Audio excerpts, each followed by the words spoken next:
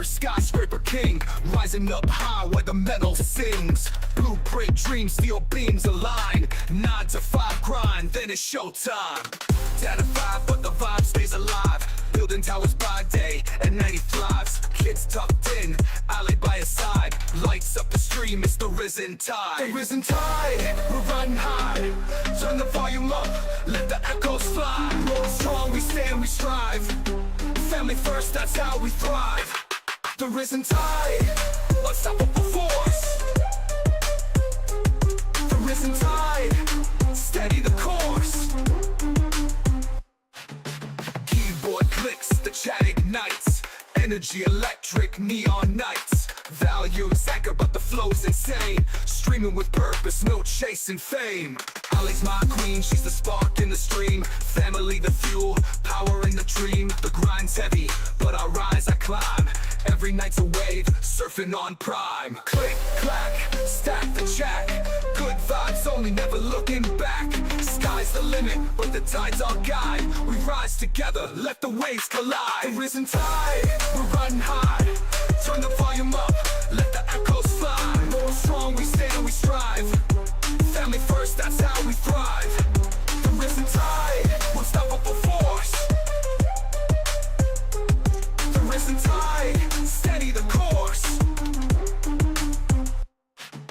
Keyboard clicks, the chat ignites. Energy electric, neon nights. Values anchor, but the flow's insane. Streaming with purpose, no chasing fame. Ali's my queen, she's the spark in the stream. Family the fuel, power in the dream. The grind's heavy, but I rise, I climb. Every night's a wave, surfing on prime. Click, clack, stack the chat. Good vibes only, never looking back. Sky's the limit, but the tide's our guide. We rise together, let the waves collide.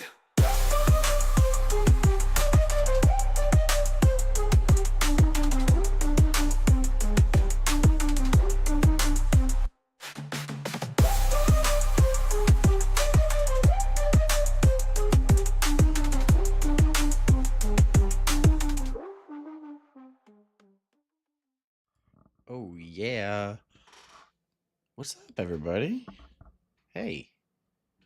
You know what? It's 11:22. I spent the first 50 minutes or so of the my normal starting time. I decided to go and do some editing, some changing, a bunch of stuff. If you guys didn't notice, a whole lot of different little changes here and there.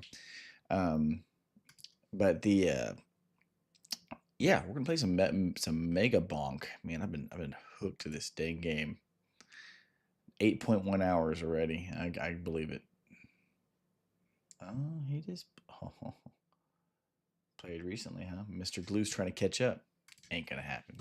No way. No how. Oh man. We are, look at this. Okay, so we're really getting close here. So all I need to do. Toggler. Purchase 40 unlocks. I'll have an extra tome slot. Oh, no. Okay. I actually don't know that. I don't know what the toggler is. But the tome slots is 60 quests. And the weapon slot's 50. 8 more quests. We'll have an extra weapon, dude. How sick is that? Alright. I'm going to go and get this Grandma's Secret Tonic by doing the sniper rifle again with you know, I don't have to necessarily use the bush, though, for that. Have to use the weird dude in the bush.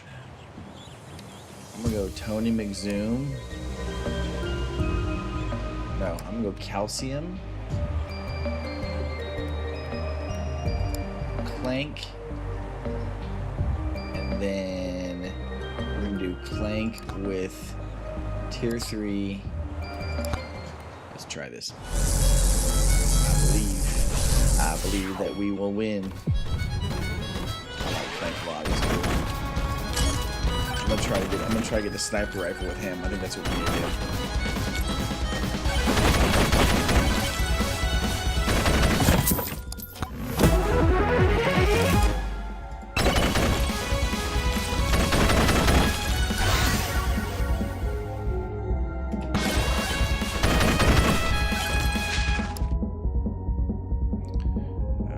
Electric plug. Okay, 60.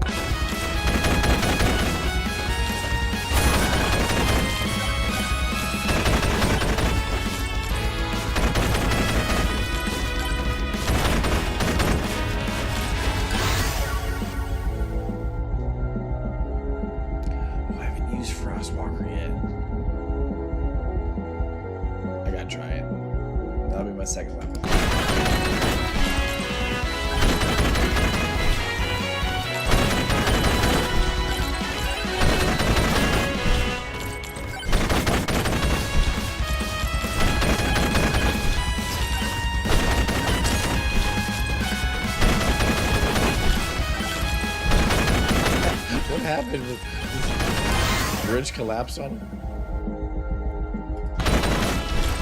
Alright, let's get this crosswalker leveled up on this run. I'm gonna get to level 15.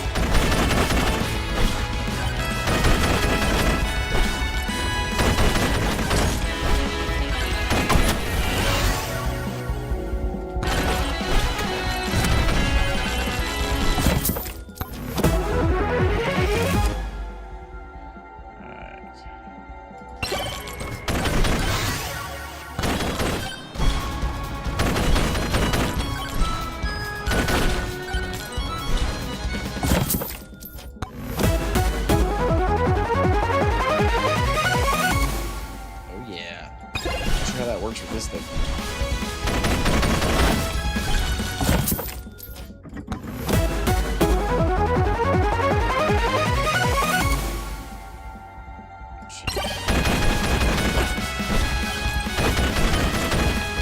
You can't make this up.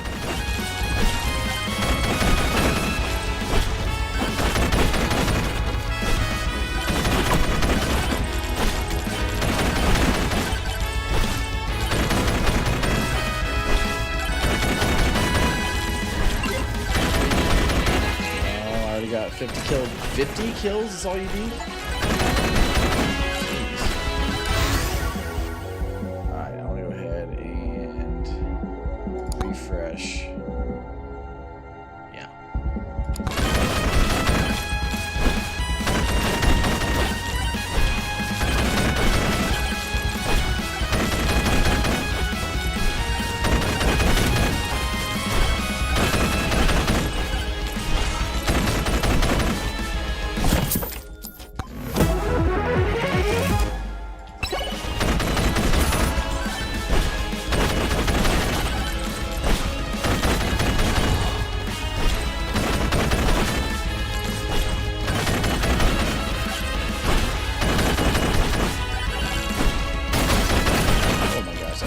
Whoa, what the heck just happened?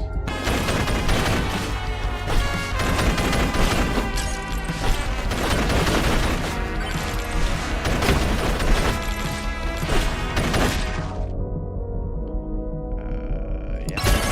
Right now. Jeez. That just escalated quickly. I should have taken on the challenge, I guess.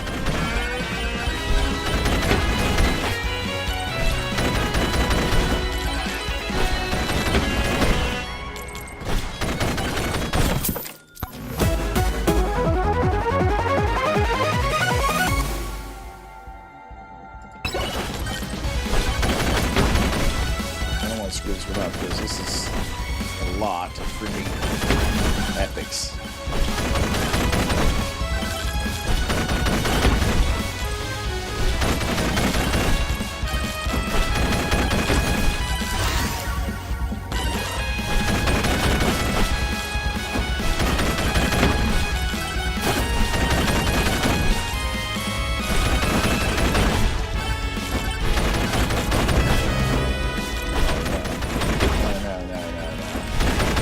I thought I already had a swarm.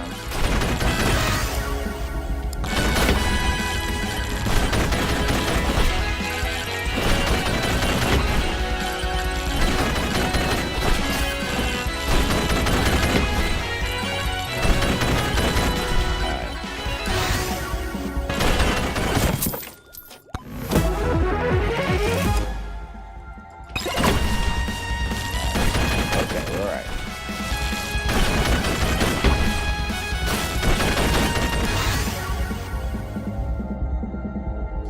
How many epics am I gonna get?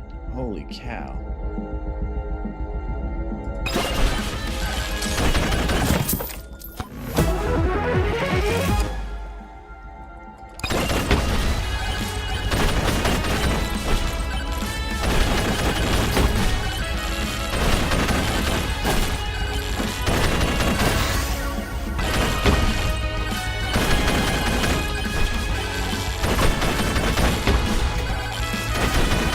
playing like Call of Duty Zombies.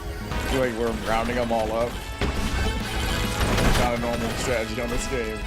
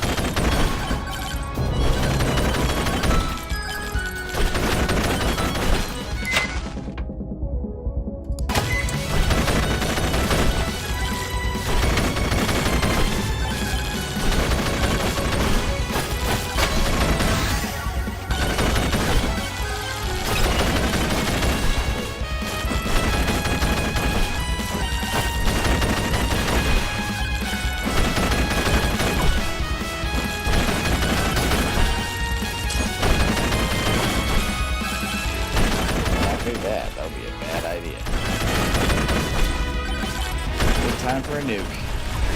Actually, this is an amazing time for a freaking horseshoe is what I need. Need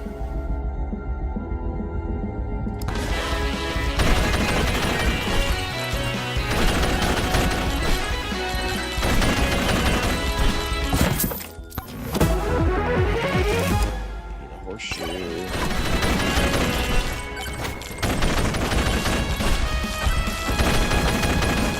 I can find one up here.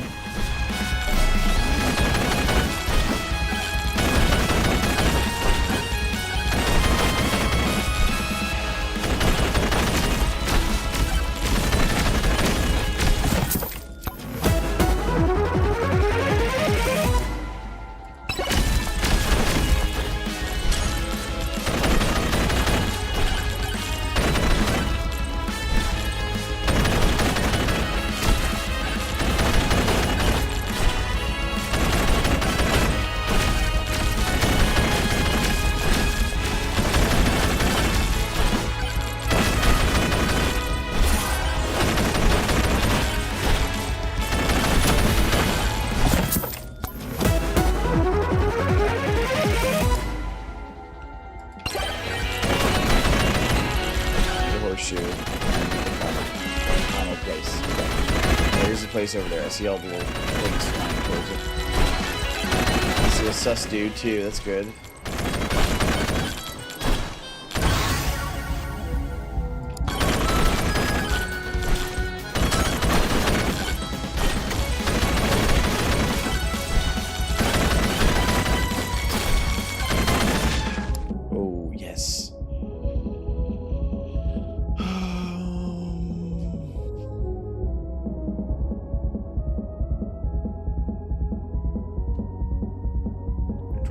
Ice damage when hit. Ice can now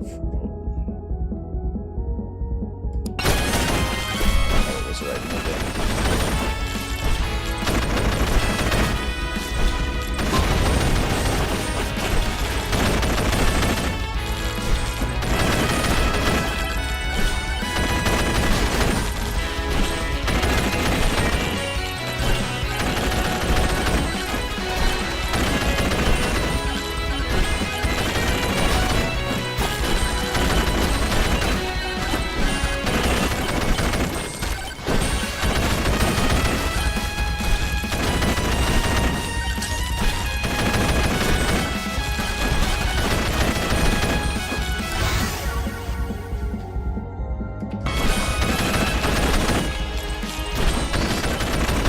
Slow death, man. Oh gosh.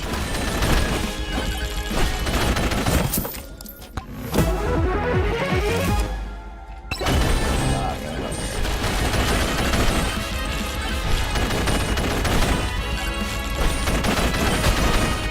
Holy moly.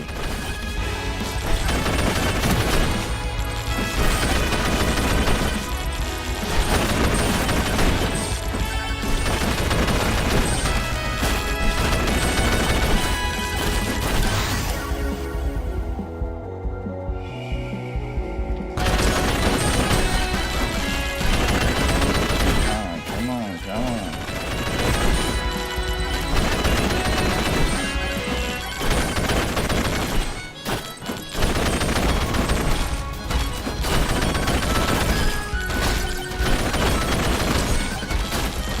Oh gosh, I'm so dead. God, I saw that one coming.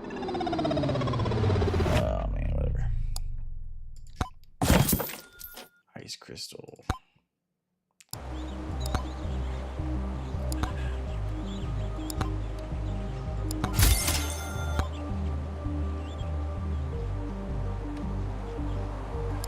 Bunch of stuff.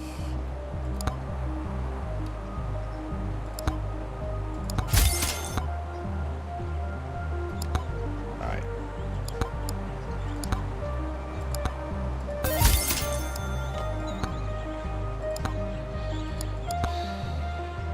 He didn't play recently. Lies. Pure lies. Alright. Tony McZoom. We gotta beat tier 3. It's my goal tonight is to actually beat tier 3.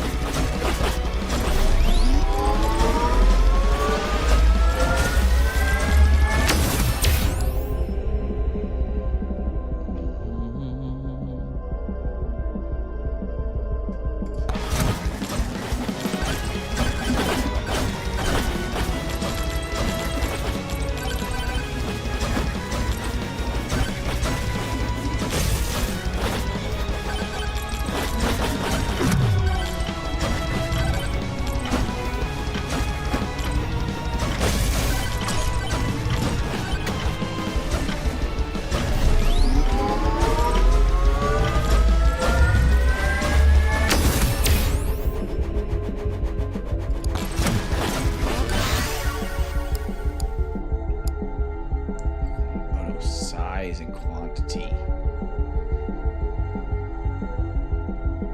Because bananas could get huge. I don't know. Actually, no. Attack speed. That's what we want. Quantity and speed.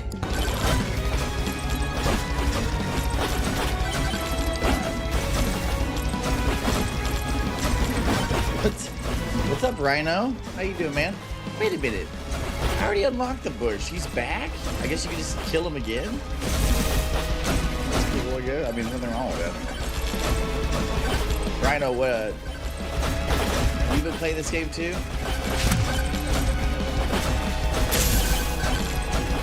Where is everybody? We're wasting this freaking gold fever right now.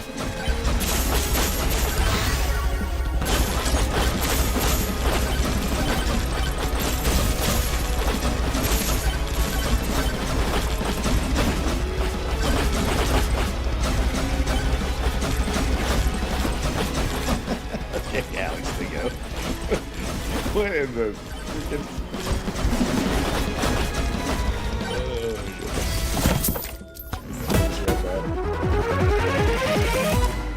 Dude, I feel like this game is like an unsung hero, man. Like, no one even like really knows about it yet. I mean, it's only been out for, I think, for what, a week?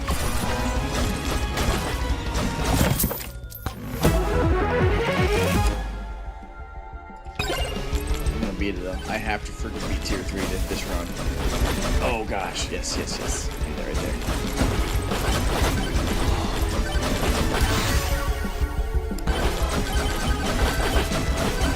Give me all the experience. Okay. Alright, now I'm gonna go crazy here. Let's go quantity insane. I have so many freaking bananas.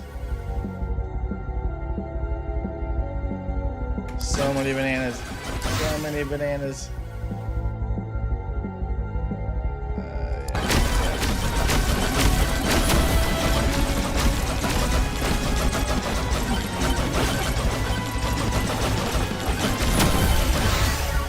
That was ridiculously fast, how fast he died.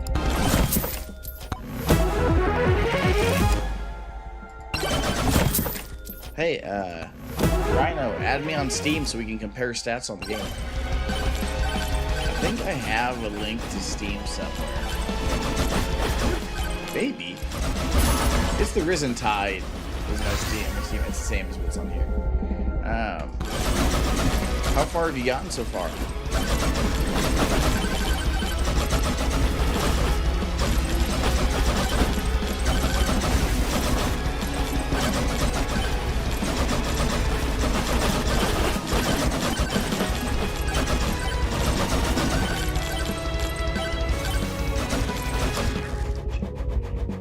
One thing I always forget to do.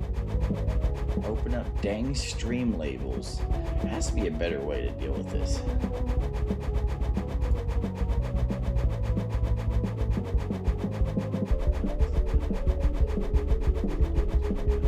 Oh my gosh, it logged me out? What? You gotta be kidding me. Why would it do that? This is crazy.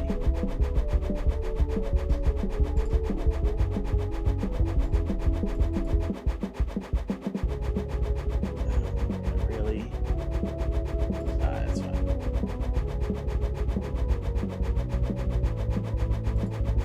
Okay, well, at least it's fixed now, I believe. So, that was stupid. Like, my stream labels, dude, is just absolutely garbage. How many times it wants to do the funkiest stuff? And I'm like, I don't even have to do anything to it. So why would it does it all on its own? Might as well be a free chest.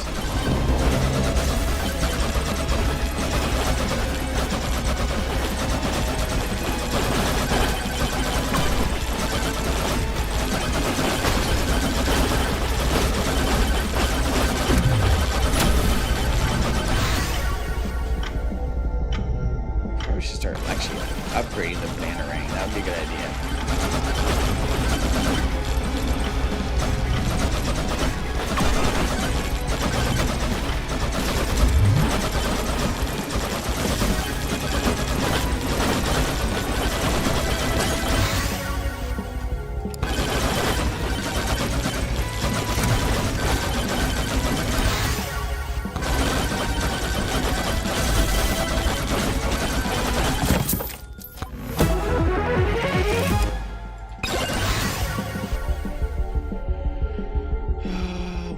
Yeah, yeah.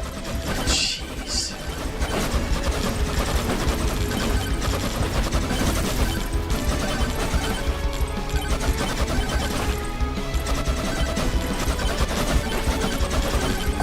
Some stupid part of my brain thought that you could those things like re-up later on.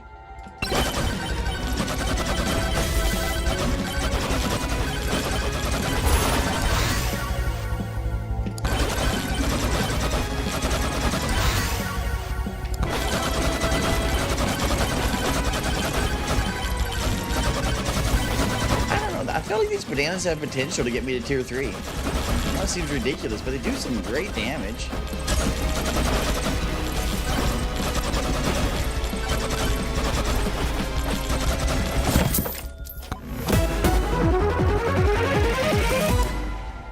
I'll take that for sure.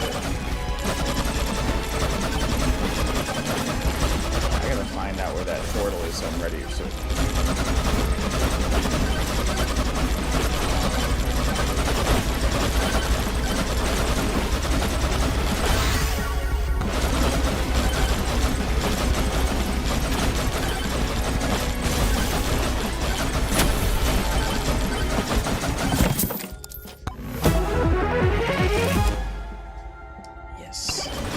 Just unlock that one too. I gotta get out of this little carpet forever. Get out of my little hole. Alright. So here's the portal. Good.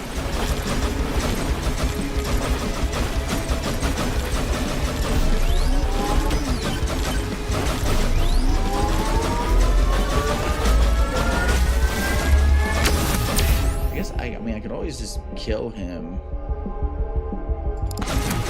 And just don't go through the portal right away. I like to try to like milk it as much as I can here.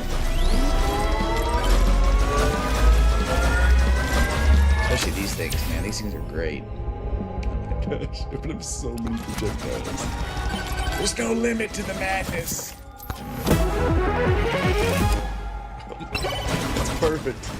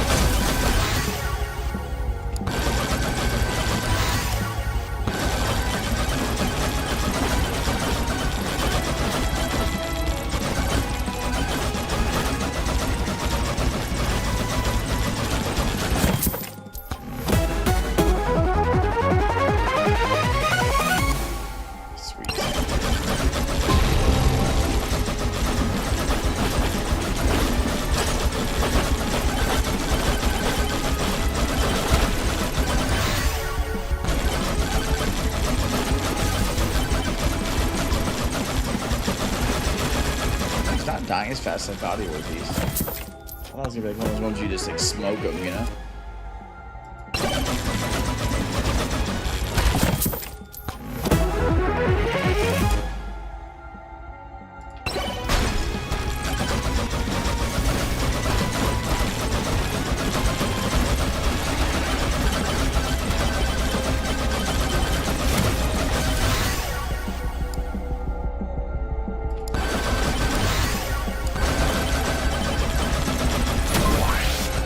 All of a sudden he just got really weak.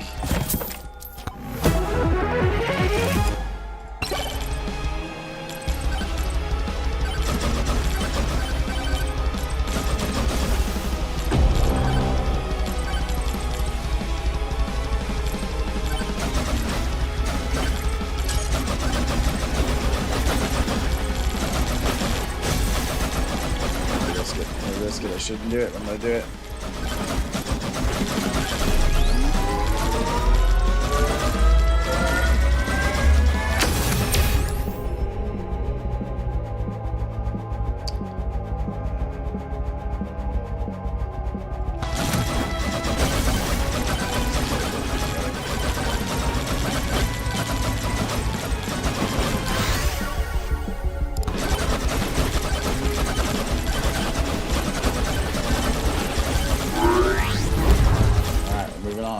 Moving on.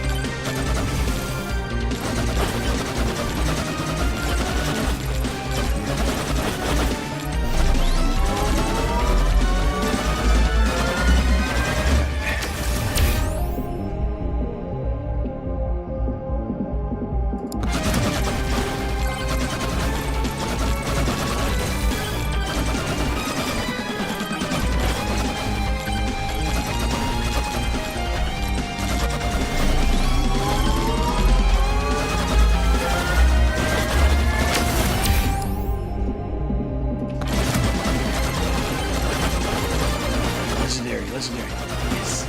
Yes.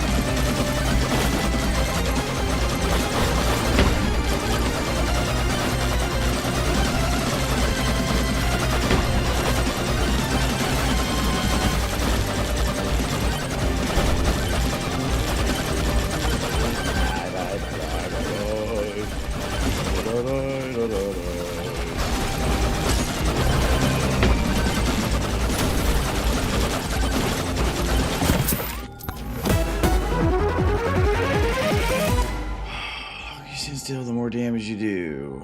So should I stand still then?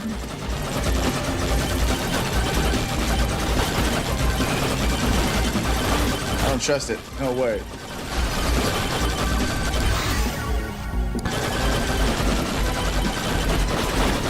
I fell on a dude. What a freaking poop. Gosh dang. It's a good run though.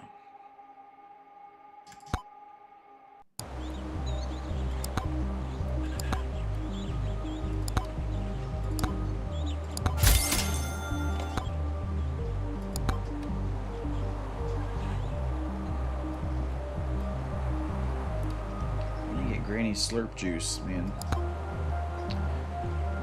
I'm just gonna play the bush for a second and get that one done. Granny slurp juice. Granny, this guy's just so dang slow, man. It's ridiculous.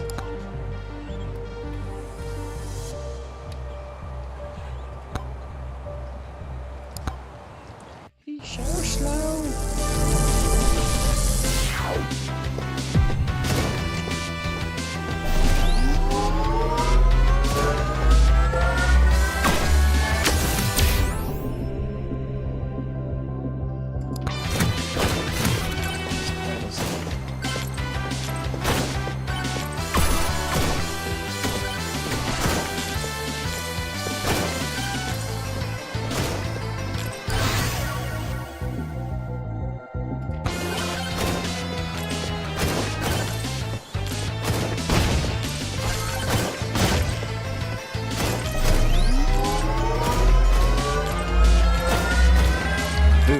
Movement speed.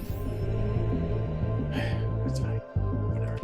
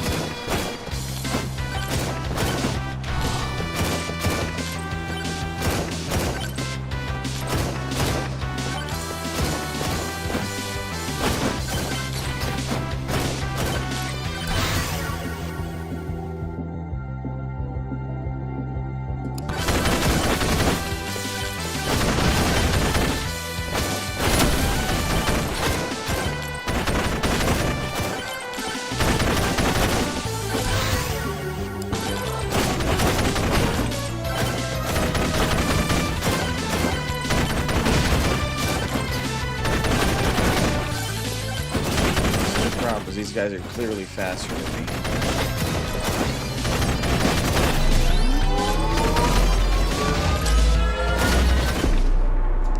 Which is horrible. Horrible. Why so slow? 110. I mean, that barely made a dent in Grandma's slurp juice.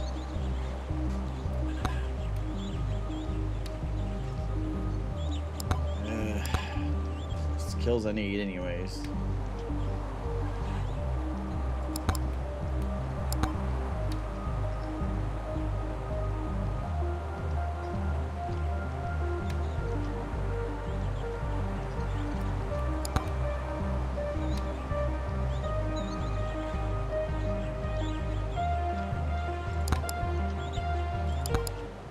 Also get a challenge at the same time.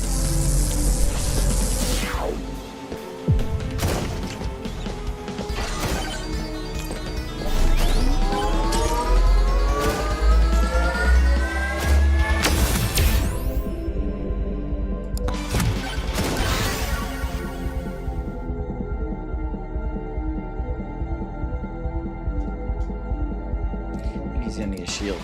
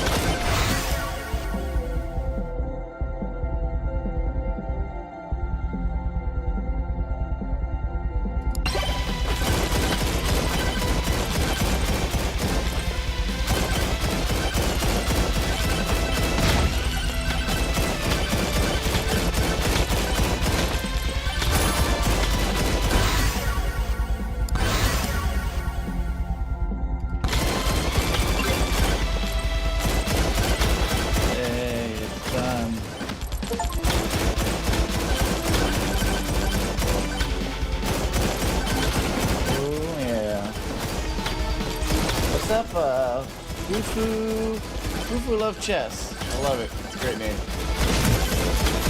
I do love Jesus Christ. He's got that right. Born and raised in church. Didn't always stay there, but I always end up there.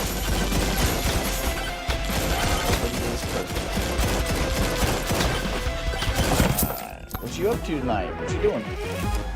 Yes, I would love a great verse.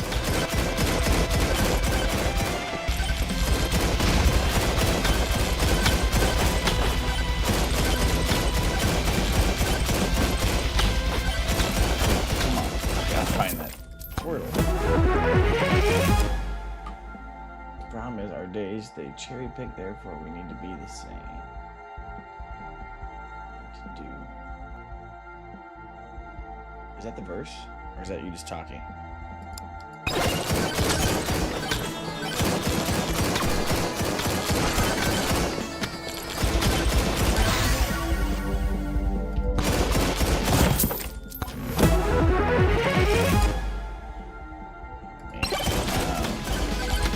Oh wait.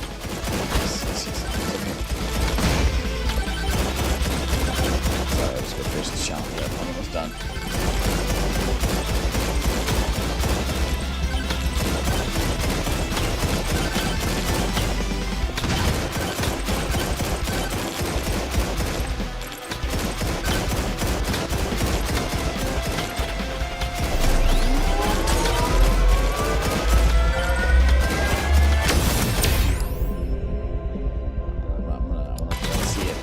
Focus on it for a second. I want to be able to. The worst, honestly, I'm like the worst multitasker in the world. I want to be better. I've tried. There's not really like any way to practice. Okay, if I can just do it, I guess. Okay, where is this?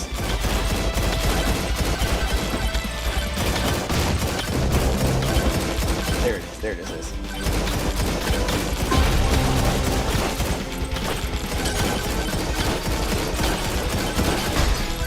You don't. Oh my god.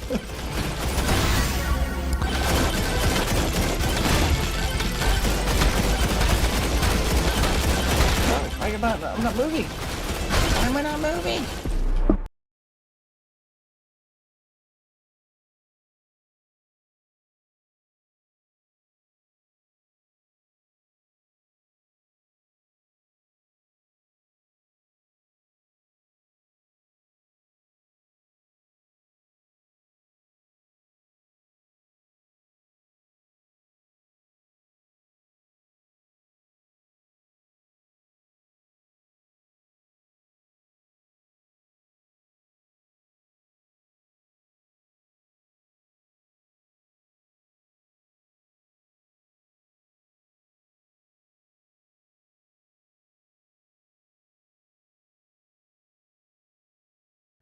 There we go. Yeah, I smacked the mic on accident there. Alright. That's better. There's a cord on the back. If I hit it just right, I knock it loose. So the two verses are, hold on, let's just pull them up. Let's just crack out the Bible app real quick here. Because here's the biggest thing is you got to look at context. And so many people don't look at the context of who is speaking, who are they speaking to. And if you can't get concrete evidence of that, you also need to look up what the Hebrew like words mean that are in that verse. Because a lot of times it could mean something totally different based on it, the translation of Hebrew to, because Hebrew has, if you don't know this, you may, because you seem like you're versed. Hebrew's like letters have numerical values, and their words like themselves have like statements and stuff that like they mean, like they're like cultural stuff. But second, wow, that's weird. I opened my phone up and it was already on 2 Timothy 2. What? That's weird. 2 Timothy 2:19. Okay, so we got, but God's firm foundation stands. Was it right? 2 Timothy 2:19. But God's firm foundation stands. What this is ESV. That's an okay translation. The Lord knows those who are His, and let everyone who names the name of the Lord depart from iniquity. So that. Oh. Okay. So did you the cherry picking thing that wasn't anything to do with a verse, was it? I'm missing a piece here. A piece of the puzzle is missing in my head. Romans 10:13. For everyone who calls on the name of the Lord will be saved.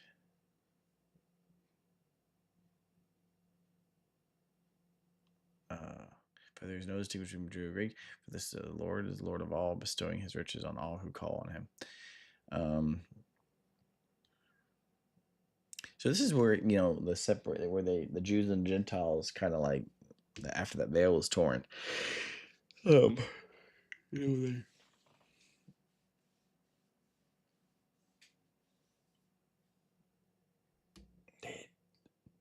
abuse the Bible. Well, that's ridiculous. And true. I don't know how many times I've had conversations with people and they will take one verse and just roll with it. I actually used to live with somebody, I'm not gonna name his name, but his dad was a pastor and he grew up in church, but at some point he got burned out. He lost his kind of vision for it and he became an atheist. So in the midst of all that, I had a really deep intellectual conversation with him once, and I was like, "Hey, can I ask, like, what was the turning point for you? Like, when did you switch to atheism from like knowing God to like just deciding that there is no God?" And he said he's like an agnostic atheist. They kind of seem to go hand in hand. But yeah, once saved, always saved is absolutely false. That is also, look it up, but the sinner's prayer is nowhere in the Bible. That's a man-made thing.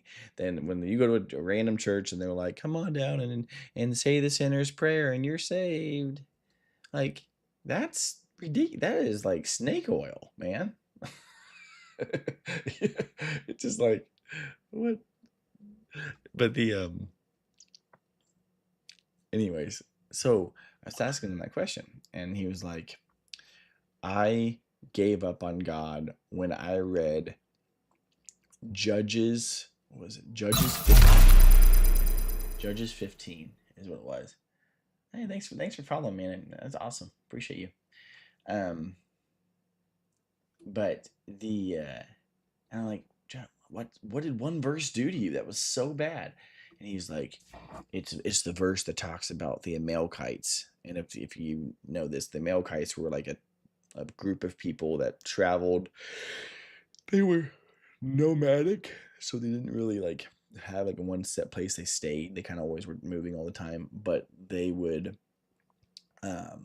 wait for the Israelites to like plant all their crops and like have everything done. Like they would watch them do it. And then when they were done, they would go back to their home. They would go and burn all the farms and then like attack the people just to cripple them even more, which just was mean. And in the context of Judges 15, it talks about 3 separate times that God reached out to the people himself and was like, "Hey, I need you to turn your ways around and like come to me, like, surrender like yourselves." And it was all about, come to Jesus, like get out of this rut you've put yourself in. And then people were sent like on God's behalf to like speak to them, and they just kept shutting everyone down. Like they just cut ties with each person. They wanted nothing to do with any of it. They were set in their ways, very similar to what's that Pillar of Salt city? My gosh, the city that basically they had, if they could find one good person in the city, it would be saved. That was Lot and his wife. But Sodom and Gomorrah. Thank you. But okay, so train of thought there. So yeah, so the Amalekites. So they kept saying no to everybody, and so in Judges 15, the verse he showed me, It is God commanding his people to blot the Amalekites off of the planet, basically. In other words, like destroy them. Make sure there's no one left. Like not a single person survives. Like I want them gone off this planet. Like they have made their choice and this is their consequence. Okay. And in the Old Testament there was a lot more wrath. God had a lot more wrath obviously to him, but I mean there's also parts of the Old Testament where he shows compassion. But in my opinion, he did show compassion. He gave them many options, many opportunities. But the thing that kicked him over to agnostic atheism, this is where like that one verse can just rock your world. And it's like, come on, is when it says blot them out of this world, like kill every single person in the Amalekites tribe. It spells out on the verse, kill every woman and every child. Make sure that they cannot come back. And immediately he read that and it was like, I don't want to serve a God. I don't want to like serve a God who kills children. And I'm like, I mean, let's go down to like, like we are sinners because of our ancestors, because of Adam. Like what Adam did, we are still paying for, 5,000 generations later, or how many there is. And like we can sit there and be like, well, we didn't do what Adam did, so we shouldn't be liable for it. Like we shouldn't have anything to do with it. Like why are we being punished for his bad decision? But like if you had a family farm and your great grandfather like took amazing care of it and like took like just it was a wonderful producing farm, if that's maintained, it will produce for the rest of time for that family, and then that land will always be fertile and it will always maintain, and it's an asset. But I believe that there's assets and liabilities. Yeah, the word shame. Yeah, the shame word is used interesting in the Bible, I think. But basically, what where I'm trying to get to with that is like to sit there and like to sit there and say like God kills children and women and animals that are innocent. Like on the same flip side, if your great grandfather like destroyed that farm and never took care of it and like it was all your family had, you will be still reaping the suffering of that horrible decision not to take care of what was been given to them. I know you know the parable of the servant and the shekels, like talons. Sorry, talons, not shekels. But like we even sadly enough we still reap for the decisions of our past. And what he didn't want to happen was his people. He was looking out for the Israelites.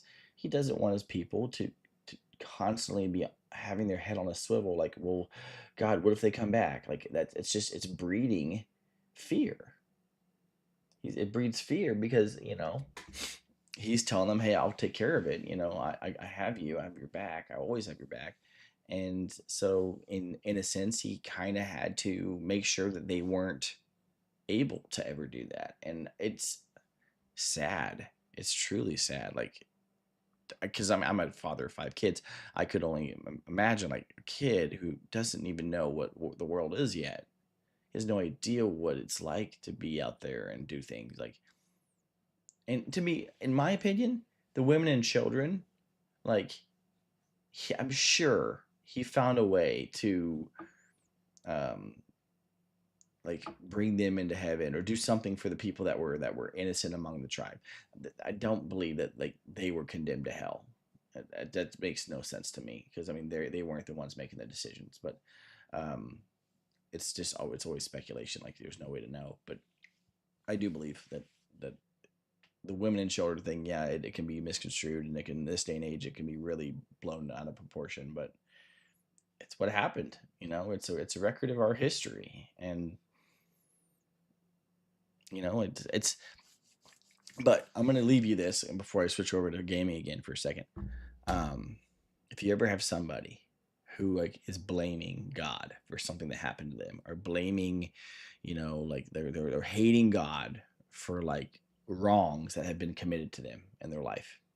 Okay, I heard this on a sermon and it was amazing.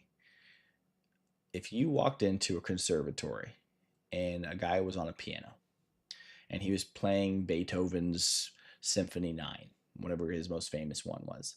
The guy was at a piano, he was playing in, but he was absolutely trash. Like, he was the worst piano player that could be behind the, sitting down in front. A guy who walked by was like, hey, cool piano, let's see what that thing does. That kind of bad, okay? If you hear that horrible song because of how bad he's playing it, in your mind, do you blame Beethoven for his bad piano playing? No, you don't blame Beethoven for his bad piano playing. And so, in the same fashion, when people get hurt on this earth by sinful people that live on this earth and they blame God, the ultimate creator, and yet, like, his goal is for us to be perfect again. Like, he tries, like we were made in his image, like in his mind, in his perfect world, in his head, like, yeah, everybody would play the piano great. But like when we're hating him for somebody on this earth making a bad decision, that's basically like hating Beethoven for somebody not being able to play the piano. It's just truly doesn't add up. but um but yeah, there's also, churches are hospitals, man. Churches are made to be a place where people can come that are broken and be surrounded by the love of Christ, and it can be brought back up and not only, healed and made new, but also equipped. Because the most cliche thing I've heard in biblical history is God does not call the equipped.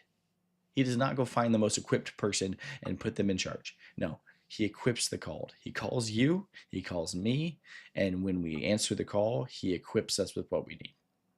So in the church is supposed to be his armory, his place where he can equip people when they need to be equipped. And somehow that is turned in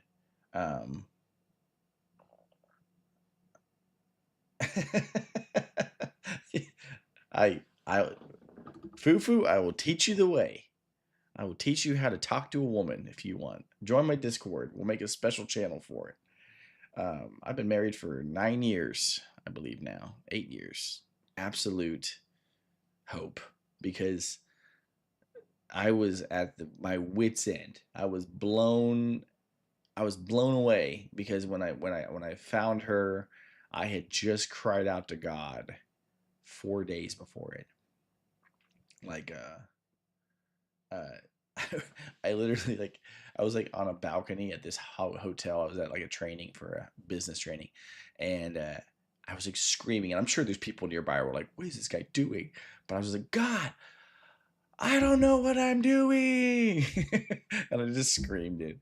And I was like, I don't know why do I keep getting in my own way? Like, I was like, God, get me out of my own way and show me what you want me to do. Like, send me somebody, send me a teammate, send me my woman. I want to meet my woman. And it was like I was just having one of those like moments where I just outpour, just, God, like, I need you.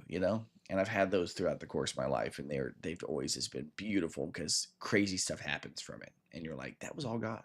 That was all God. But I remember I just screamed it on a Tuesday, and then I had the Saturday off right after that, and I was just laying at home. I had nothing to do, 0 things on my agenda for the day, and just some little thought in my head was like, you know what? You need a new pair of tennis shoes. You need a new pair of tennis shoes. I'm like, yeah, I guess I kind of do.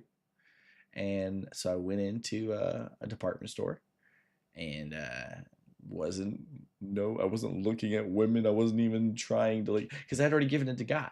And if I could say anything to you, man, the moment you just surrender to God and say, God, like, send me who I need. Like, you're in control, not me. I'm not trying to go find a woman anymore, God. I am putting that in your hands. It is your battle to fight. I'm going to be diligent. I'm going to be in your back pocket. Whatever you need me to do, God, I'm going to do it. And I know and I have faith that that woman is going to show up because you have someone for me. But you know, and that was the thing. I was like, I would probably would have never met my wife if I didn't get out of my own way. It's like majority of time in your life, especially as a man, the battle is between you and you. And when you realize that you don't have to fight that battle between you and you can stop fighting yourself and just say, God, like, show me what the heck I'm doing. It just, thank you. I'll add that here in a second. Life becomes more meaningful and things start happening. And I'm just gonna copy it right now. I got you. I have Discord already open. But if you click the link, I have the link on my about page on Twitch. You can just click the link and it'll automatically invite you to the group too. But I will just go ahead and add you.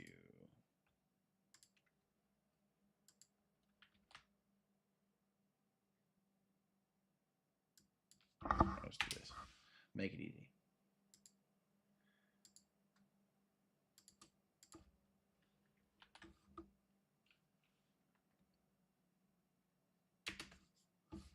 There you go.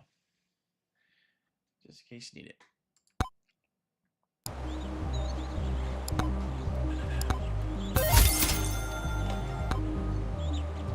Slurp juice. Grandma slurp juice.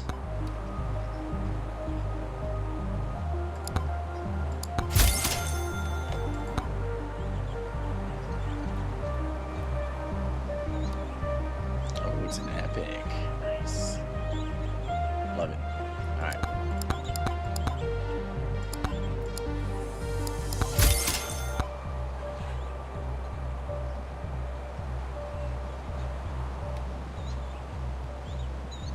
Someone really waste their time on luck.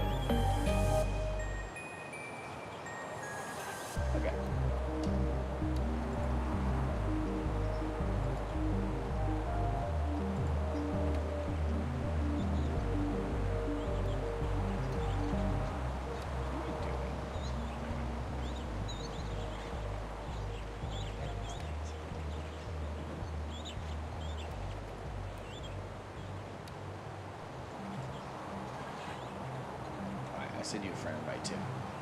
So we can be friends. We can be friends. You're my brother in Christ already. We're already brothers, but you can be my friend and my brother. How cool is that? Alright. Oh, that's what's gonna do. Oh, the dark calcium. That's just it's still a quest though. Might as well get that done. I like calcium. He's cool. His little speed demon thing is pretty neat. Maybe he can get tier 3 done. That'd be sick.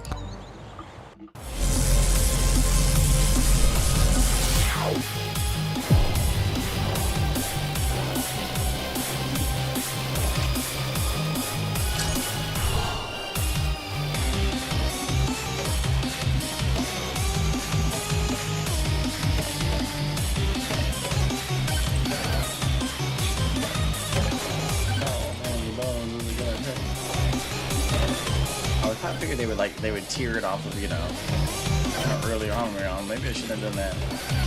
They did take quite a few hits.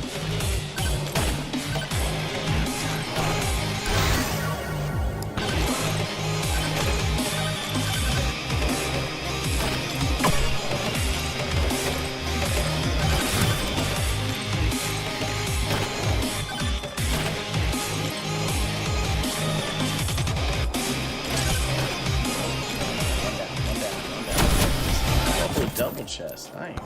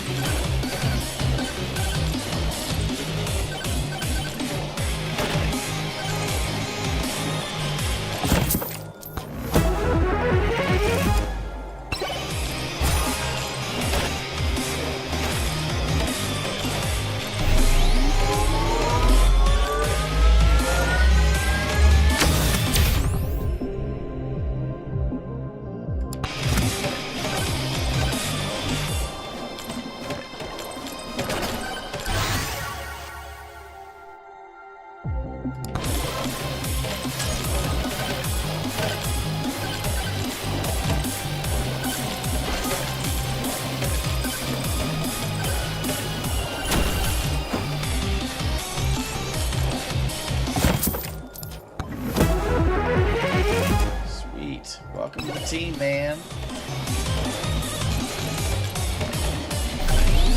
Appreciate you talking to me about all that, man. I honestly, believe it or not, really needed to talk to somebody tonight about God. I was having some struggle earlier with my wife and just really kind of bogged down in the spirit over some stuff. Having 5 kids can do that to you, though. Make it hard to kind of focus on things when you're thinking about a lot of things at the same time.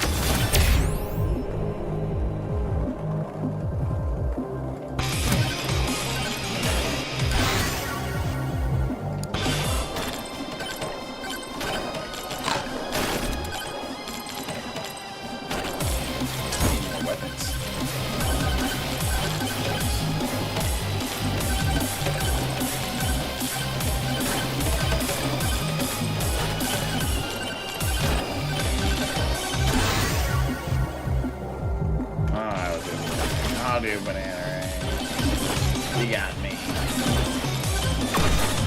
I'm a sucker for that one.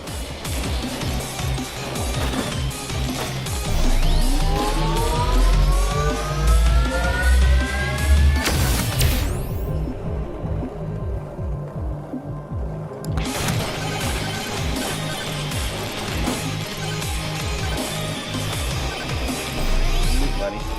Yeah, I'll have to pull up here in a second. I can't, actually, hold on. Let me just do this.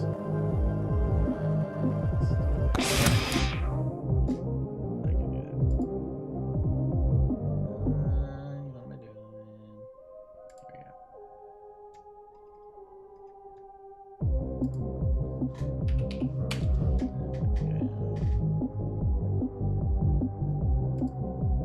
go. Hey, What's up? nothing much. Just a second. That'll be a lot easier versus me trying to read your chat and respond to you. like Yeah. throwing bones over here. Like, I don't even know what's going on. Yeah. It looks like the game looks interesting, put it that way. Yeah, well, have you ever played Vampire Survivors? I don't play those specific games because there's witchcraft. Oh yeah, I hear you there. Yeah. No, I don't like condone it necessarily. You know what I'm saying? Like, I enjoy games that have like I enjoy shooter games. I don't ever like especially like Harry Potter and stuff like that. I don't even try to put any weight to it at all. You know. It's one of those things where I know it's technically a gray area because I am still supporting it by playing the game, but Yeah. oh my gosh, that was great. I was already dead. It was a skeleton. But like I will say is I guess like Paul would say different things condemns different people, and when it says for you it's wrong, but when it's not wrong for someone else, it could be not wrong, you know? That, and also I think a lot of times Do you know what I'm saying? yeah, like kind of how people want to make the comment of like, you know, the abortion. Like I'm anti-abortion. I think it's wrong. But then people try to make the statement like, well, what about if this happens? What about it? Is it still wrong? It's like there's always that gray where like people have to like make a decision. Like, okay, what do I believe on this? What does this mean? Like, and on top of that, like you will never ever find me dealing with seancing or any of that stuff. All that stuff that to me is the real witchcraft. I've dealt with like spirits of witchcraft in my life, and I had to actually like I didn't actually like, practice it, but I was in a relationship with somebody who did. I didn't know that, and there's that soul tie, and so then you know they attach to you too. Now I don't know what if you how much you believe in like demonic stuff, but like truly like I certainly do. Demons are as real as you and me. I mean, they're not like it's not a movie, it's not a movie thing. Like, I certainly believe that, bro. I've seen demonic things in front of my eyes. Yeah, I mean, like there's actually there's a guy. Have you ever heard of a guy named Isaiah Saldivar? No. If you look him up on YouTube, I've actually met him in person. He's about my age. He's actually about to have his 5th girl, 5 girls. And I'm like, bro, because he keeps wanting to have a boy. I'm like, I think he's gonna have girls. Oh, he had all girls. Yeah, 5 girls, man. Oh my god. So he's gonna have headaches. Yeah, dude, he's one of those people though. Like he really like he understands the whole demonic stuff. He actually does like on YouTube live stream deliverance like 1 day a week. It's awesome. Like people can call in or video in, and like he will like go through it with them like in front of everybody, and like there's no doubt in my mind that deliverance is important. I think that everyone should have one session of deliverance at least once a month. Because there are spirits that will attach to you and you don't even know they're there for years. Like they're just waiting. Like demons aren't in any rush. They've been here for thousands of years. They don't care. They'll just hang out in your body for the next 20. It's like, well, okay, this is my new host, you know, and you're like an Airbnb to them. And so the funny thing is, people are like, well, I mean, if I had a demon, like I would act differently. Like really? I mean, unless they want you to do, why would you? I mean, that's the problem is people get spiritual wounds more often now than ever before. Things happen to them, you know, they get in horrible relationships, somebody hits them. The number one thing that causes a spiritual wound is when somebody lays their hand on another person. And you know, whether it's in a relationship or like they get in like a really bad fight, that creates a spiritual wound, a weakness that opens up in your spirit, and they use those as basically a legal opportunity to hop on, because you're weak in your faith in that moment, or you're questioning things because your spouse and you're supposed to be the person you trust, but then they do that to you, so then you don't know how to. It creates animosity, and I had a lot of spiritual wounds I had to go to deliverance for, and I had met a guy, and dude, how crazy is this? I had met this dude named Richard. It was called what was it? Son of David Ministries. He called it. It was just like just out of his own house. It wasn't like a real business or anything. But what he would do is he drove a trash truck during the day for his actual job. And he would be doing like over the phone deliverance sessions while picking up trash all day long. He said he would do anywhere from 5 to 7 deliverance sessions over the phone, and like just be like doing his job, like his normal. He's like, yeah, it's just what God wants me to do. I'm gonna do it, you know. And so like, that was his public service, was deliverance for free. But he did like 2 sessions on me over video call, and dude, the amount of stuff that got brought up that he knew nothing about. It was something that God just revealed to him in that moment, and he was like, hey, talk to him about this, bring up this. And like he's like, hey, what happened to you when you were 17? What happened to you when you were 15? And like all of a sudden, like these ages are being thrown at him, and like as soon as he tells me that, God then puts in my head the memory of what goes with it. It was, dude, it was mind blowing. Like he would say it, all of a sudden I would think it, and we'd bring it up, and then God would just start healing and healing and healing, and he'd go through all these different things, and it actually ended up being the spirit of Leviathan is what was in me the very first session. And dude, okay, this is some real heavy stuff for a stream, but when I'm sitting there and I'm not trying to move my body, but it is like almost wincing and reacting to him talking, and then when he told it to get out of my body, so he said the Leviathan leave his body right now. As he was saying that, it felt like a lightning bolt going up my entire spine, and then as soon as it got to the top of my spine, like I yawned, a really ridiculous yawn, and I felt immediately when I got done yawning, I felt like I was gonna float out of my chair. Like, I was like, what is going on? It was crazy. But yeah, because what it was is the spirit left, it fleed like it's supposed to, and when the spirit leaves you, it's truly like when they say the burden is light, you know, Yeah. it truly, like, it actually makes you feel lighter, like forever. I mean, because you carry so much stress like in your shoulders, and like it feels like weight, and so when that leaves, like you actually feel like you almost went on a diet, and you're like, wow, that was there the whole time. I could have done this so long ago if I just knew what I was supposed to be doing. It's kind of like sad when people realize that too, because they're like, I should have done this when I was like a teenager. Now I'm 40 years old and I've been carrying demons for 20 years. But yeah, I mean, I'm sure if you've seen him, but if you look up Isaiah Solivar, he's got this awesome thing. And I don't know what part of the country you live in, but it really doesn't matter. He has a website called IsaiahSolivarDeliverance.com, and he actually it's called the Deliverance Map. And you can actually zoom in on your city, like your town, and anybody who knows him, who signs up to be a deliverance person, can make a dot on the map with a phone number and an email and a description of like what they want to do for people. And that's how I met Son of David Ministries, was through Isaiah Solivar's map.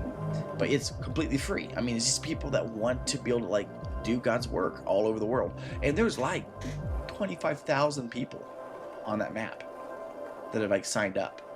And I didn't even know. I mean, when I saw all the dots, I was like, oh my gosh, like there's so many people out there offering their help, you know, trying to like, you know, really set the captives free. I mean, getting saved doesn't really mean setting the captives free as much as getting delivered. Because people don't realize they are a captive to their demon.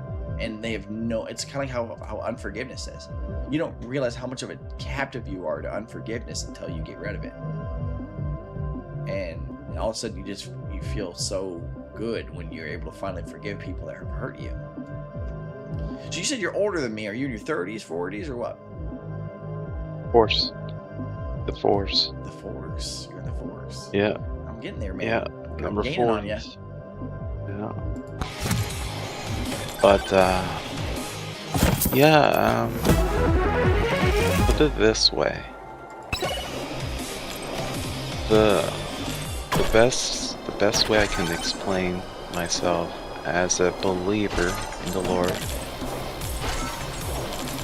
the more that you advance in the light, the stronger the attacks. Very true. Very, very true. So therefore, if you are doing something very wrong and you are probably completely in peace, there's no attacks. Like I'm serious, and whenever I would do something right, I would walk accordingly to his word, I would always get attacked, and sometimes very, very strong. And the times that it was so strong was the time when I wanted to preach the word of God, like to be a pastor. And it was very, very harsh time. Very harsh. Yeah, I seen demonic things in front of my eyes, and I couldn't sleep for a whole week because of that. And after that, I was getting paranoid. I thought people were here to kill me. I stayed in a mental institute, 5x5 cell mattress only, 22 hours and a half daily for a period of 9 months without knowing when I would leave. I almost died 4 times in my life, and I was cured from epilepsy. The first time that I came to Christ, and what happened is that when you play with sin and you know it's wrong and you are not departing from it, that is trouble, because it happened to me, and I promised God that I'm not gonna acknowledge it, but I was in a problem of masturbation, and I was hooked. And yeah, I believe that what he did was pretty much like Isaiah 54 did. God hid his face just for a second, and after that he came back. He just let the devil do his thing, but he told him not to kill me and just do his thing. That's how I believe that it was like a warning in a sense, but you had a seizure, but since then I'm really like clear, like barely have seizures, and I have half the dose inside my system now and still not having seizures, so I'm grateful. By the grace of God, that's awesome. Yeah. But the closest I have experienced of having maybe someone in my life, and that's another thing, is it shows that you have to put Jesus first, right? This is probably the hardest one that I had experienced, put it that way. But I believe that God wanted me to experience that person in my life for those reasons I'm going through right now. But basically, this person was from Congo, and we were together for like 1.5 years, and then we were considering like maybe going more forward than, you know, and I asked her if she was interested. She was saying she thought for a while, and then she said yes. And after that, there was a bride price that I had to pay for her hand, and I did some research behind it. It has caused many deaths, and for me, I had to choose to use this first over my flesh.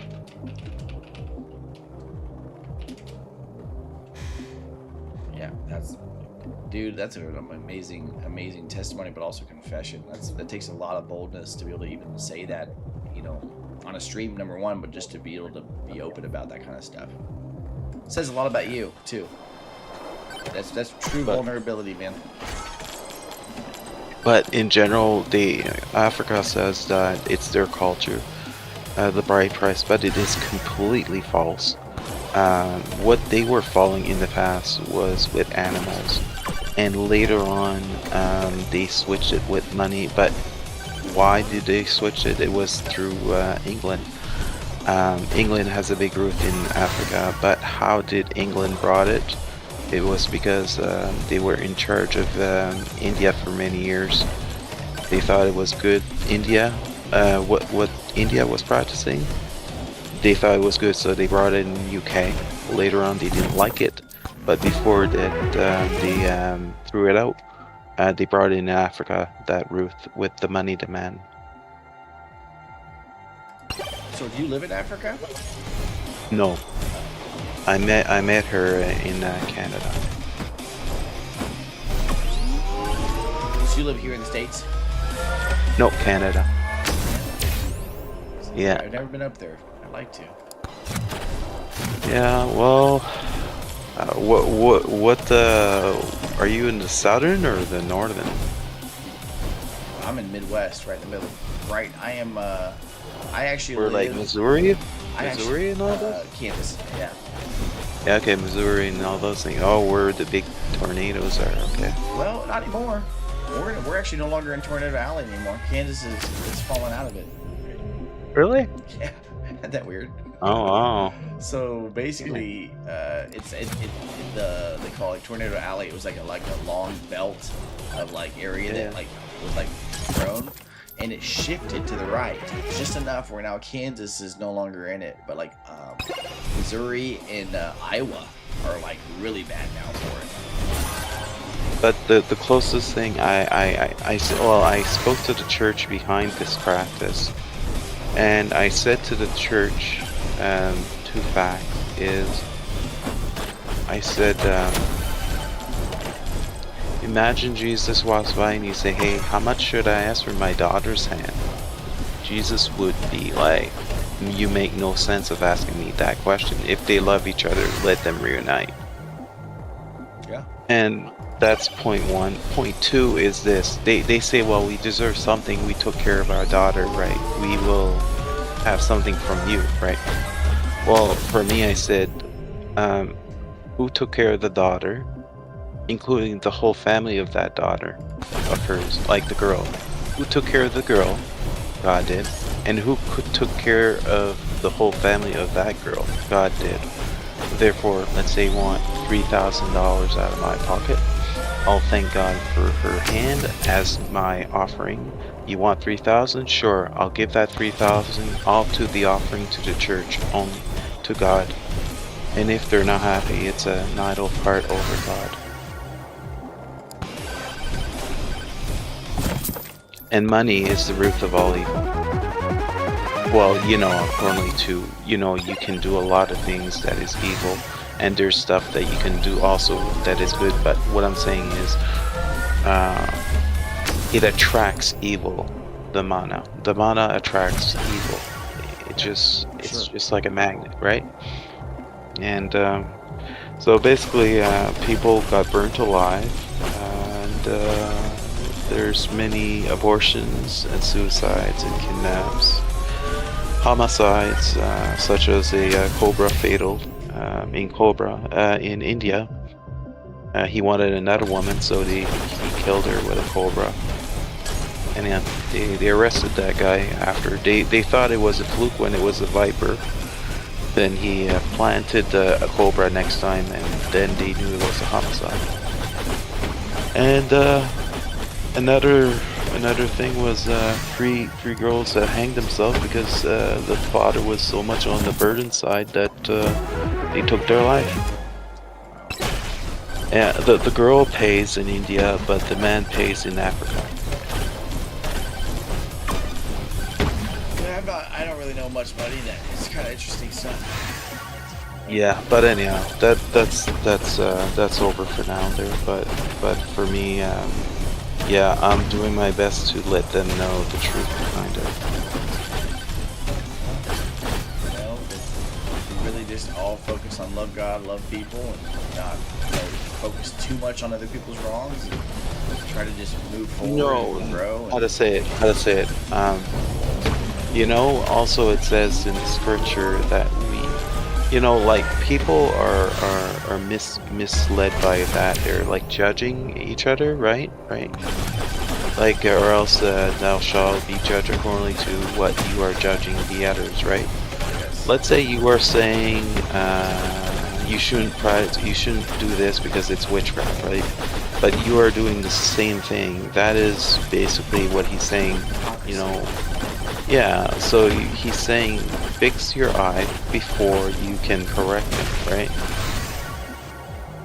And another, like, how can you say that? How can you say that it's not okay to correct or to warn them? Warn them is correcting also, like, you know what I'm saying? Like in the book of Jude, it says, if they're going in the fire, tell them before it's too late. Pull them out before it's too late, right? Pull them out. That means tell them you're doing wrong.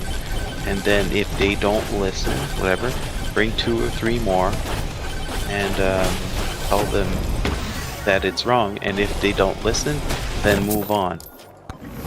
You know. Yeah. So you gotta understand that it's not that we're judgmental, but also Jesus said to judge righteously. He is the one that will judge, but we are here also to speak the word to others, and also it's sharper than a two-edged sword, the word of God. Yeah. I did not expect to have this kind of a heavy conversation tonight. That's what, you know what, in my description though, that's why the first thing I put on there is believe in Jesus Christ is my first part of my description for a reason. Because God sends people in your life to speak to you and to share things with you, and we all rub shoulders, and the whole point of the Risen Tide name is a rising tide raises all ships. So by you doing what you're doing, you know, and sharing, it's like you're raising the tide for other people. You're actually like helping them grow, you know? Yeah. But if you really want to grow, I highly recommend you to go on 1 John and read that book. It's near the end of the Bible. You know 1 John, right? Yeah. Okay. How many years were you born again, like following the Lord? I actually was born in a Baptist church, and then I went to church all through like my single digits, but then about 8 or 9, my mom and my sister and I, we ended up stopping going to the church we were at because can't get into all that right now, but my mom and dad had a situation where my dad went to prison, my mom tried to make it work, and he did a bunch of lying and told her things that weren't true, and she kind of played a fool a little bit on that. But along all that, he ended up getting the church to actually take his side on everything, and so then they're like, hey, we don't want any confrontation between you guys, so you and your kids need to leave. So they basically kicked my sister, I, and my mom out. I was like, what? Oh wow. Right. So, yeah, being kicked out of a church is just funny to me. That is Satan working in crazy ways. I feel bad. This Angela Carter was trying to like message me when you were talking earlier, and I totally missed it. I was like 6 minutes late saying hi. I try to always like be looking over at chat. It's hard. I get focused on something. That's my ADHD. But Oh, you have that problem? oh yeah, I take medication for it, but I don't take the stimulant stuff because I feel like that's. Oh no. It's of the devil, I man. thought it was something else. No. I thought it was OCD. Oh, OCD. But No, I don't have OCD. no. I wish I no. did. That'd be great. No, that is horrible. You don't want to go there. It's horrible. I've been experiencing that, but in a spiritual way. It's not like touching things and all those things. It was biblical, and it still affects me. It's like you're prophesizing your own soul, and you're reading it, and it's almost like you're prophesizing always when you're reading it, and it really harasses you after. And different names, different words would present some person of your life, and anyhow, it really messed my mind. And when I read it, it comes back to what I've read. It comes back, like the story comes back, and it's terrifying. It was so terrifying that my belly would grumble with fear. It was that bad. Yeah. And a time that the time that I wanted to preach, like to go towards a pastor degree, is once I heard a voice, a nice voice, clear as a bell, to phone the cab. I didn't know why, but anyhow, all of a sudden I felt very negative inside my whole arm. Something went inside my system. I went upstairs and then I read something and I felt like it was speaking to me that I was gonna die within 2 hours and go straight to hell. I was like being condemned within 2 hours and go to hell. Hmm. I was in a huge panic. I said to myself, well, I'd rather shiver and in fear for 2 hours than taking my life right away and go to hell. I said 2 hours here is better than hell, right? So anyhow, after that, I remembered to phone this cab. So I phoned the cab, and what I've done with the cab, I thought everything, like different things that was very special in my heart, they were like idle parts, so I sold them. I sold like very expensive guitars and very expensive stuff. So anyhow, the person came and he says, "How's your day?" And I said, "Horrible." And then he takes a candy and he said, "Here, this will cool you down." And he says, after he said, "You're in the right cab. I'm a pastor." He was a retired pastor. He was an old fella, but he was a retired pastor. Hmm. Cool. Yeah. So yeah, everything went well. I had to wait for the store to open, and then I said to him, I'll phone you when I'm finished." And then he stopped the meter and he said, "Oh no, you're first, money's second, money's last. Like, don't worry about the money." He stopped the meter and he wanted to pay attention on me over the money. That's So awesome. yeah, yeah. I know clearly God was there, and Yeah. I almost choked to death with a deer steak.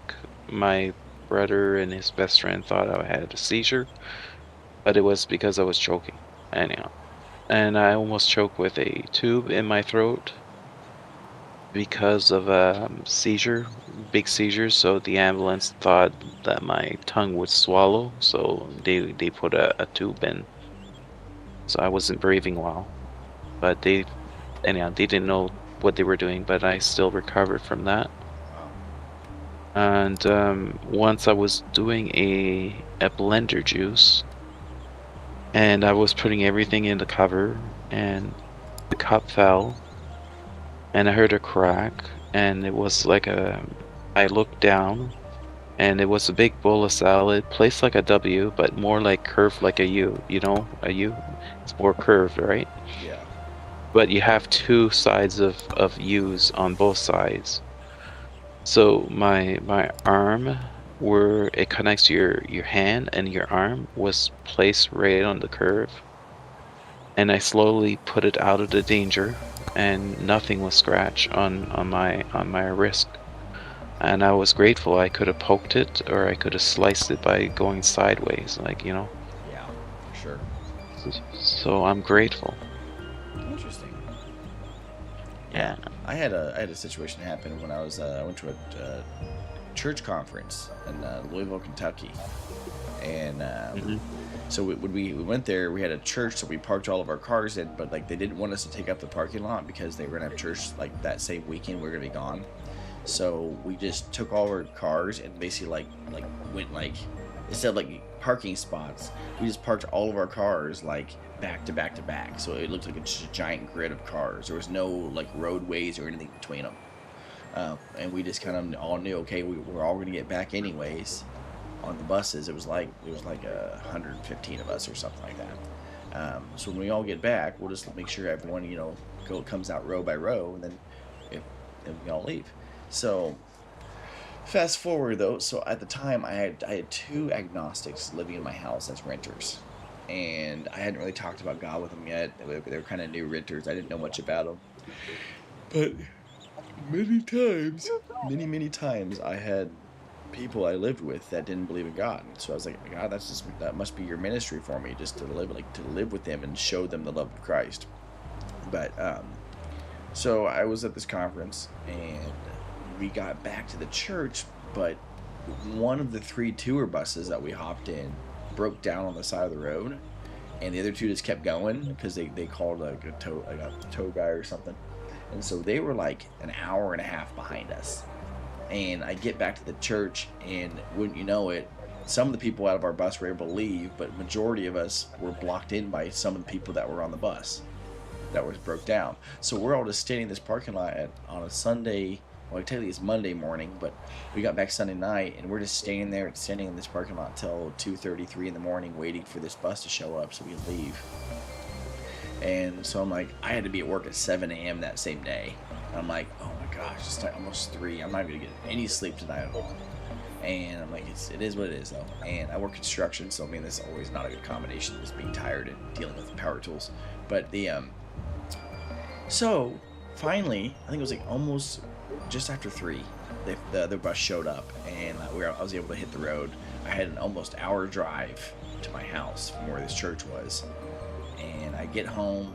It's like 4 o'clock in the morning, and I'm like so exhausted. I'm like, I have to be up at, what was it? I had to be there at 7, so I had to be up at like 5:45. So I was like, okay, I'm gonna get an hour and a half of sleep, and then just wake up and then do a whole other day. And so I'm like went in my room, and it felt weird. It felt off when I came home. I was like, is this because I've been gone for 3 days? Like, what's up with my house? And I went in my room and I laid down, and so we're talking, it's like probably 4:05. I just barely went to sleep. 4:05. I got woken up at 4:15, so 10 minutes after I fell asleep. I got woken up to my body being paralyzed to the bed, so I couldn't move my body. I could only move my neck and head. All of my sheets, all of my blankets were thrown off of my bed. The bed was pulsating, kind of like lightly shaking. Are you talking about a dream or No, real? this is real. Like, Oh, I wow. woke up to this, and this is happening, and I'm like trying not to freak out, because I kind of thought it was a dream at first, but I was like, wait a minute, like this is too real. This is real. This is actually happening to me. And so then I'm being held down, and I'm looking around my room trying to figure out what's going on.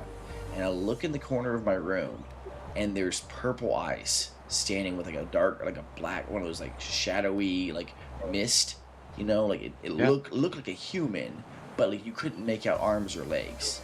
It was just more like the silhouette of a body with purple eyes standing in the corner of my room, just looking at me as all this is happening. And I'm realizing right away, I'm like, okay, my roommates did something when I was gone in this home. And I just got back from a really powerful, like God did some amazing work in some people's lives at this conference. And a whole bunch of people got saved and got Bibles, and we're on the right track. And so I'm coming out of that. I'm coming home with all that spiritual firepower. And I'm going into a house that the other 2 people living in it have basically said, the devil can do whatever he wants here. And so I those two mix, like 2 different worlds collided in my bedroom. And I'm in this room, and all of a sudden I'm laying there, and I look over and I see this creature, and I just start saying, like, in the name of Jesus Christ, you've got to leave my home right now. You're not allowed to be here. You got to go. And I just started screaming at him, and whatever scriptures came to mind, I just screamed at him, and I just basically just demanded in the name of Jesus he leaves. And it was probably, I don't know, 5 minutes of screaming. And my roommates the next morning, they're like, dude, what happened in your room? Like, we woke up to you screaming at somebody.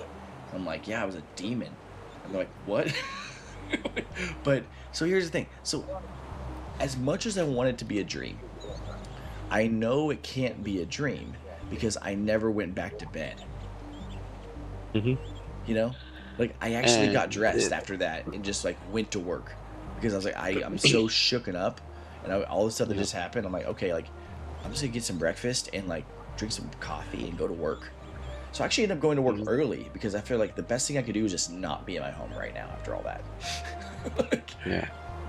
But did it cause you to have a light on? No. Oh no. No? Oh Yeah. my goodness. No, because honestly, Mine was so horrible that I had to keep some light on. I was so terrified after. I honestly like, as far as darkness and light, I need a dark room to sleep. Well, I know that, but if you have it daily, the attacks, you feel like if you have a light, You won't get you're not attacked. gonna see you're not gonna see the demonic things in the dark, or It's like. true. They can't really hide So anywhere. I always kept a good light to like, oh my. eh, I was so head to toe the first time I've experienced that. So I bet. Yeah, yeah, that's yeah, that's it was crazy. terrifying. Yeah, I've only had 3 true like in person demonic encounters in my life. That was one of them. Okay.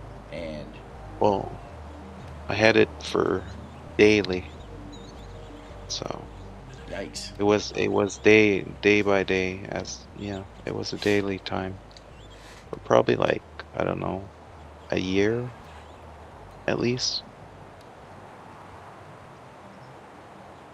It was a mess. It took me like, I don't know, 9 years before shutting the light. Wow. Yeah, I mean, I can only imagine, dude. I mean, that'd be hard for anybody to like figure that out.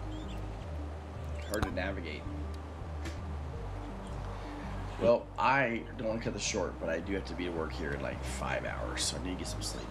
As we're talking about Yes. not sleeping for work, I'm sitting there thinking like, oh yeah, I need to sleep. Like, it's probably a good idea.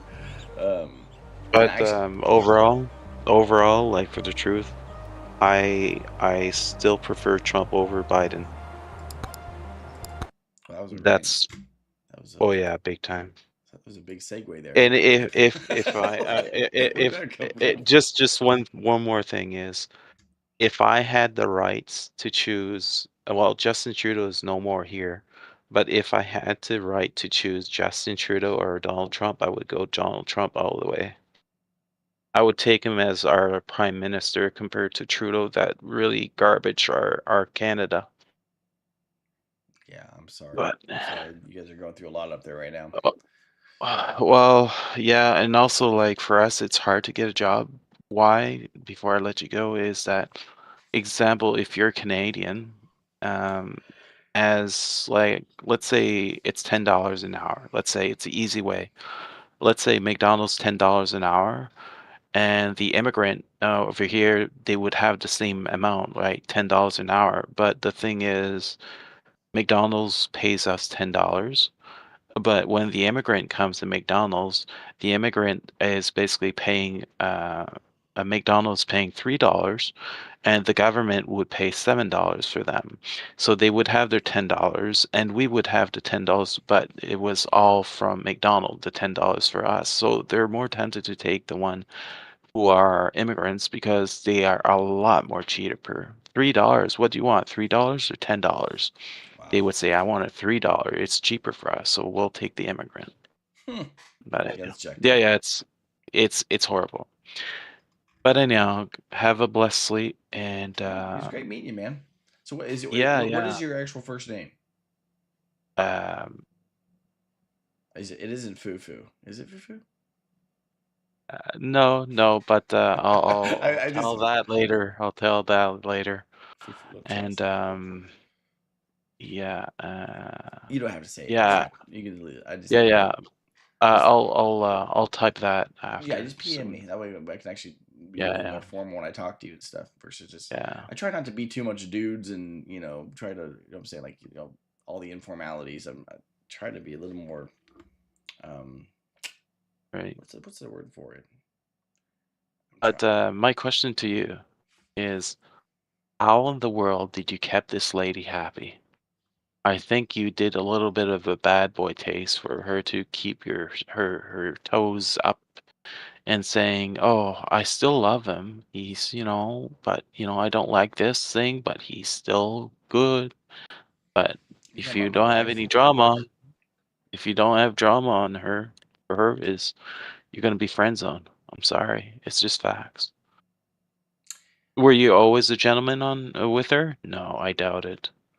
No. I mean, it was kind of we both kind of had a past. That's honestly here's the thing is The friend zone thing, you have to give them something to lose, but you don't have to play hard to get. There's two different things there.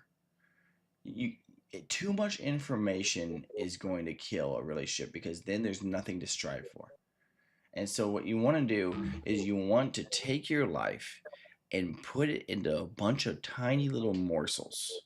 Like just imagine like your life is a piece of toast and you crumble it up and you have all these little pieces now that represent you. When you meet a woman, you don't give her the toast. Because All if right. she has the toast, what is she even working towards? No, you give her one little piece and say, "Hey, like this is just a little bit of like who I am." And then like it gives them like this mystery of like, who is this guy? I don't really know who he is. I'm getting little things, I'm giving puzzle pieces, but that you're allowing her to put the puzzle together. And by doing that, it creates fire in a good relationship. It actually gives them like the desire to like learn more about you. But Mm.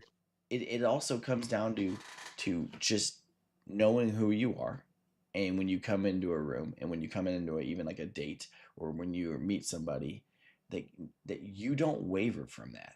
When you're in that room and you sit down with them and like you're talking with them, like you should feel as comfortable with that person as you would be by yourself at home. That's unwavering Mm. spirit. That's you being you regardless of your situation. And that way, when you're in that environment and like they realize you're comfortable around them and you don't, you're not nervous or freaking out, like it's they feel comfortable. And now like they're like so much more happy to like share their life with you a little bit and give you a good piece. The thing is, you got to make sure you get a piece of them too. You got to make sure you get Right. a crumb of their life, because if they don't, if you don't receive that and you just keep trying to give them things about you or tell them about you, it's unbalanced, man. I mean, it has to be a good, it has to be a little bit of both. But honestly, the way that I would say this is the easiest way to get a date that's going to be a great lifelong contender as far as like maybe a like wife material is start joining uh if you're part of a church, and if you're not, find like a non-denominational like Christian church that's like more of like maybe not like a mega church, because I don't think mega churches have the right mindset, but like a church that has like a congregation of maybe 700 to like 1200, like a good sized church but not like a way too big church, you know.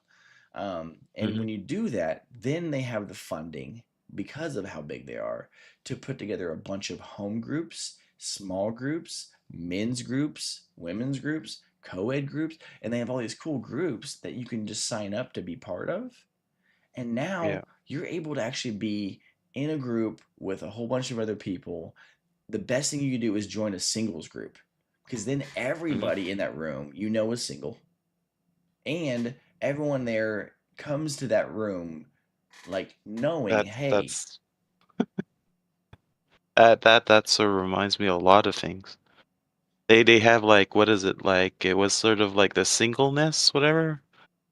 And now so all the girls were there, and there was no man involved. But they paid a lot of money just to be in the single. so And it's like a there bunch of was single women all no hanging out like man. There this was is no man in the group. well, because you have to be a Um, real man to sign up for that. Most men no, no, it's don't. because most men knows that it's like pointless to go. Why? Um, Pointless. What's yeah, it's pointless about it? pointless. Uh, Why? Because there's a too little bit. many of them. Is the ratios are off? Oh, well, and yeah, it's a long story. But But no, here's one thing I've heard, and this is something that pastor told me when I was dating, when I was really like getting into dating for the first time. He said a man or a woman should be so lost in God that the woman or man that's seeking them has to find God to find them. So if you are so deep in your faith with God, as you're also out in public, people will know that you're in that depth with God, and they will have to find God to find you. And when you have a woman that has to find God to find you, like God will make that relationship work, because now it's God centered no matter what. But yeah, I What I'll was say, what I'll say with that is now nowadays, like your grandma time, our grandma, right? It was like when a woman knows it's a good man, they would keep him. yeah. Period. Now nowadays, when it's a good man, they find it boring. They trash this guy, friend zone. And another thing is most of them are just marketing, you know, oh, he's poor. No, don't want this guy. Oh, he's wealthy. Oh, I hate his actions, but I love his wealth, so I'm gonna marry this guy. 3 years went by, and after that, they divorced this person for Mm-hmm. having more money in their pocket. Yep. So, No, so it's a marketing for them.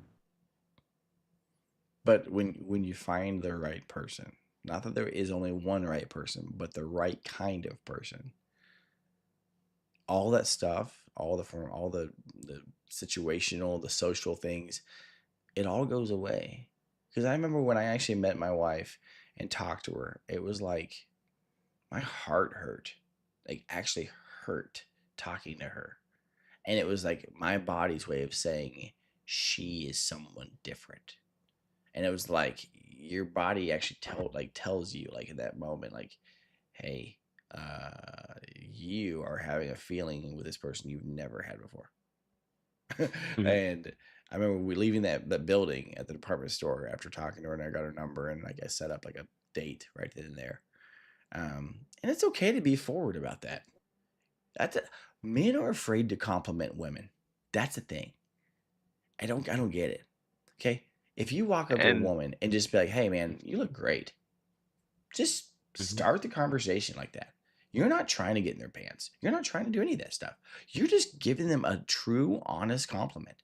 Hey, you look great. And guess what? They will be so blown away by your boldness by saying that and just going to like a compliment straight that Mhm. you're now Mr. Mysterious to that person. Like, who is this guy? And how is he so bold? Like, My question also for you is that there's before I let you go. One is if you consider my age, that is low 40s, in the 40s, but low 40s, okay? mm-hmm, So you consider this, you're in the low 40s, and now you gotta consider someone to marry. Let's say you're interested to marry someone, mm-hmm, but the thing is, most of them are A, already married, and B, if they're not married right now, they're either divorced, that basically I can't get them because that would be adultery. And the widow, well, I wouldn't mind a widow either way, but it would be better just to have someone who hasn't been like married with kids, whatever, right? yeah. Just better like that. But the thing is, what's what age should I consider going with? Because I find that like when you're considering in the low 40s, I find it's crazy. Some people say, "Oh, you can go into 20s, like 26, 20." I find that sick. Yeah, no, I would say You know, at the very like youngest, you should even look at. Because here's the thing. I mean, do you ever want kids? Is that even on your mind? I, well, I'm not sure. I'm not Okay. sure. But the truth, Um, and like, if I would be like looking at it like in moderation eyes, I think like maybe 32 yeah, or that was the something number I like was gonna that. say But was the a thing minimum is, 32. yeah, But the yeah, if you ever want kids, you need to make sure that you leave enough years and that because yeah. men can conceive children all the way into like their Although 50s. that's the problem. That's the problem for me is that when you consider an age of 30, they were all taken. Most of them are already taken, and they're all married. And those Do you who live in a aren't small married, town or a big town? small. Yeah, okay, that's a big issue. What keeps you living in that town? Um, Problems, just problems. Problems Are upon there problems that problems, bro. you could give to God and maybe move to another city? It's hard when you can't get a job, bro. Well, that's be a You good know. reason to move to another city, get a job. Like, Yeah, I mean, if but you're in a small town, I'm there having that problems to sounds even to get me a like job. you're Yeah. not just staying there out of comfort, right? Because a lot of people, No, they say like a but high I'm majority of people thinking, never move because they just feel too comfortable. They don't want to leave. yeah, I'm thinking of probably moving somewhere, try to get a job in a bigger city, but we'll see.